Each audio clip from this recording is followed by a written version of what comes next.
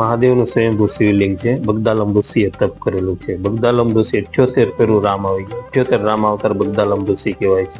બહુ ઉપરથી બગદાલમ ઋષિ, બહુ ઉપરથી બગડેશ્વર મહાદેવ, બહુ ઉપરથી બજરંગદાસ બાપા, બહુ ઉપરથી બગડ નદી, બહુ ઉપરથી બગદાણા ગામ, 5 બગડા ભેગા થયા. બાપા બજરંગદાસ બાપા અહીંયા 11 વર્ષ બેઠા. બજરંગદાસ બાપાએ લેરગીરી બાપુ સાથે આનંદ કર્યો અને બજરંગદાસ બાપા અહીંયા 11 વર્ષ સુધી રોકાણા. આ તપોભૂમિ કે 4 ભેરવ છે. કાળ ભેરવ છે, વીર ભેરવ છે, બટુક ભેરવ છે ને લાલ ભેરવ છે. 4 ભેરવની ચોકી પહેલેથી સ્વયંભૂ છે.